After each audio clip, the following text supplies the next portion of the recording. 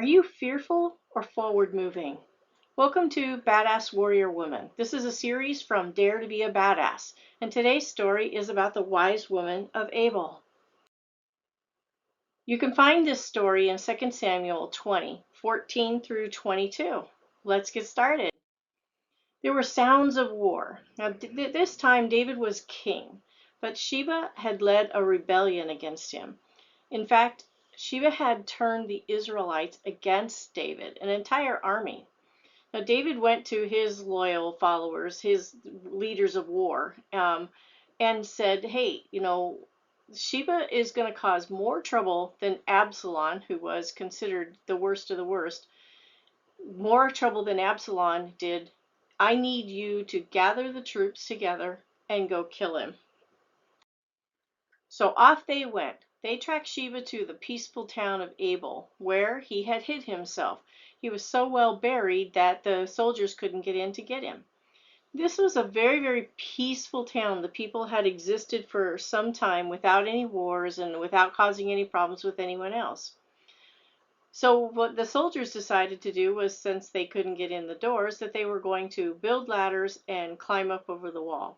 Where there was so much racket going on that there was a woman in the town that yelled down to them. I'm sure she was probably doing her chores and thought, what the heck is that noise?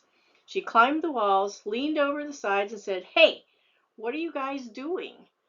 And they told her, hey, we're trying to find Sheba and we want him. And she said, who's your leader? And they said, Joab. So she said, go get him. I want to talk to him. And that's exactly what she did. She leaned over the wall. When they brought Joab to her, she said, what do you want? And he said, we want Sheba. We need to kill him. We've been given orders by the king to kill him. And she said, okay, hang on a second. Don't destroy the town. Don't climb up over the walls. I'll be right back.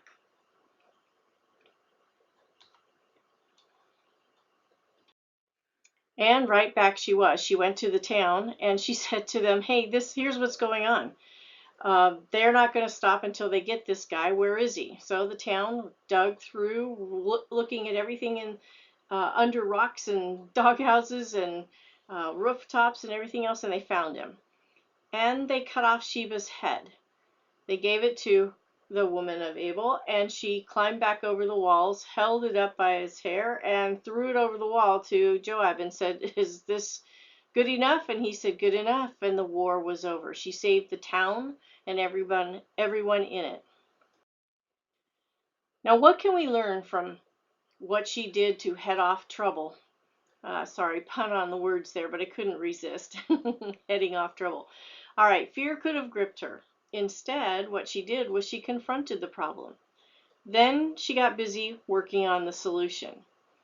You know, fear can grip us in a lot of different ways. So how do we deal with it? A lot of times we run, or we justify, or we put off dealing with it.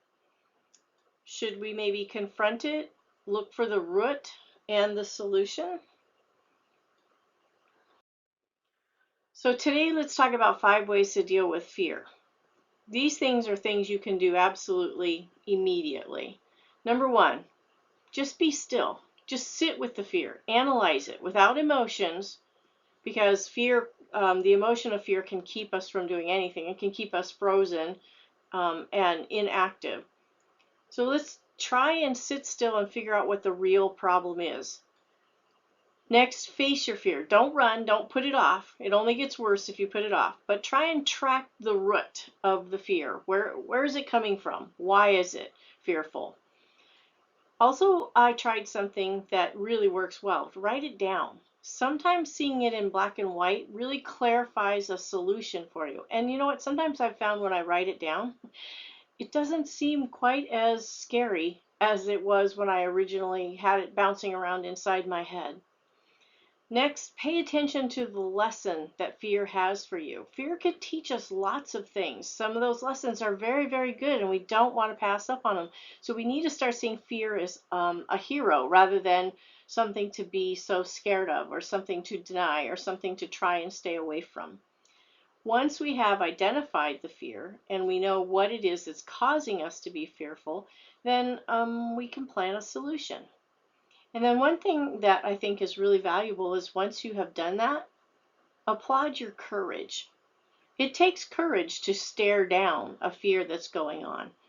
And there are lots of different things that can happen if we don't face fears. It can throw us into anxiety, sleeplessness, keep us from moving forward, like I said, frozen or in a rut, or um, build a loop in our head that keeps us in that process of being fearful rather than facing fears and moving forward.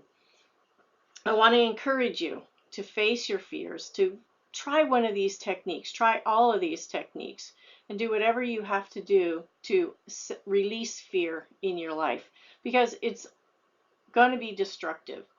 The longer you hang on to it and the more that you give it any power, let it go and move on.